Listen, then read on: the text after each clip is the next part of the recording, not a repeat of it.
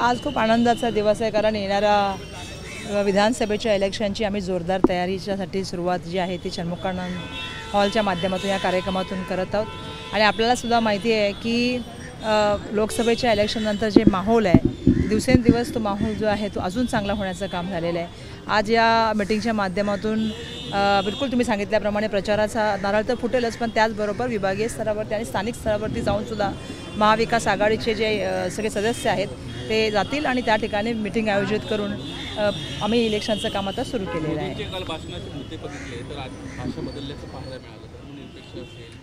Secular असेल हा शब्द त्या ठिकाणी आला, पण मला एक गोष्ट आपल्या सगळ्यांना सांगायला पाहिजे की ज्या ज्या वेळेला अडाणींचा विषय येतो त्या वेळेला नेहमीच काही ना काहीतरी एक पॉलिटिकल अजेंडा त्या ठिकाणी हे केला जातो, प्रोव्हाइड केला जातो।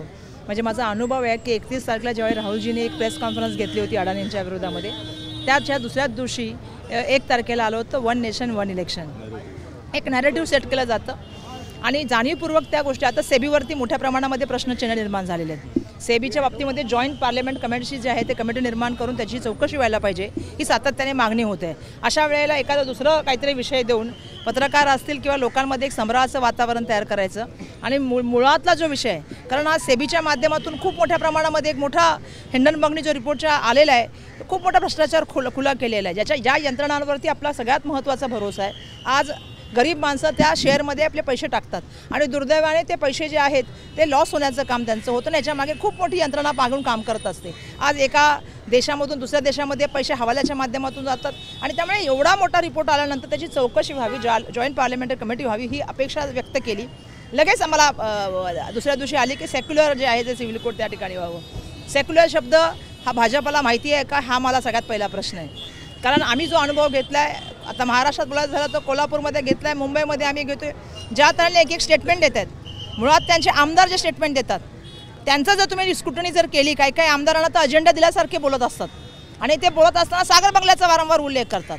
आता तुम्हालाही माहिती आहे कोण कोण आमदार बोलतात, तुमच्याशी तर सगळेच बोलतात पत्रकारांशी येऊन, पण त्यांची जी भाषा असते ती भाषा कशी असते की महाराष्ट्र पेटावा, दोन समाजामध्ये जे आहे ते त्या ठिकाणी तेढ निर्माण व्हावं, सामाजिक सलोखा बिघडावा, परंतु महाराष्ट्राची जनता सूद नाही। आणि म्हणून ज्या ज्या वेळेला आपल्याला असं दिसतं त्या वेळेला आपण बघतो की एक अजेंडा नॅरेटिव्ह सेट केलं जातं, एखादी गोष्ट प्रोव्हाइड केली जाते आणि त्याच्यावरतीच एक सेटअप करून ती चर्चा सातत्याने फिरवली जाते, असा माझा मागचापासूनचा अनुभव आहे।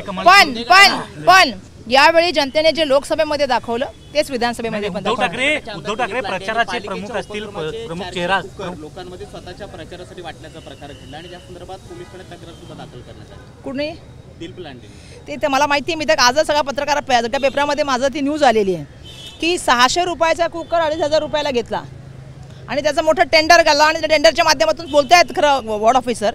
पण माझा प्रश्न असा आहे की मुळात त्या योजनेअंतर्गत तुम्हाला कुकर घ्यायला अलाउड आहे का, आणि जर 600 रुपयाचा कुकर असेल तर 2500ला का घेतला? जशा तऱ्हेने आपण बघतोय की लाडकी बहीणच्या नावाखाली पहिले 200 कोटीचं एक आधीचं झालं आणि आता पुन्हा 199 कोटीचं आहे ते पब्लिसिटीसाठी पैसे घेण्याचं काम झालेलं आहे। म्हणजे सातत्याने तुम्ही बघताय की लोकापयोगी जे पैसे आहेत ते स्वतःच्या पार्टीचा फंड असल्यासारखं वापरण्याचं काम झालं आहे। हे जे पैसे आहेत ना हे मुंबई महानगरपालिकेचे पैसे आहेत, मुंबईच्या लोकांच्या टॅक्समधून निर्माण झालेले पैसे आहेत, परंतु दुर्दैवाने तिथले आमदार दिलीप लांडे साहेब ते पैसे पूर्णपणे जे आहेत ते स्वतःच्या नावाखाली स्वतः कुकर वाटतात। त्यामुळे ही जी आहे ना ही सजी पूर्ण प्रकाशाची चौकशी झाली पाहिजे। माझं तर आव्हान आहे सगळ्यांना की सगळ्या जे झालेत ना मुंबई महानगरपालिकेमध्ये मागील 2 वर्षामध्ये त्याच्याबद्दल श्वेतपत्रिका निघाली पाहिजे। आम्ही एकत्रपणे काम करतो, आम्ही एकमेकाबरोबर बिलकुल काम करत आहोत आणि बिलकुल यांनी सांगितल्याप्रमाणे एकमेका सहाय्य करू अवघे धरू सुपंत, एकमेकांच्या सहाय्याने येणाऱ्या काळामध्ये महाविकास आघाडीचं सरकार महाराष्ट्रात दिसेल।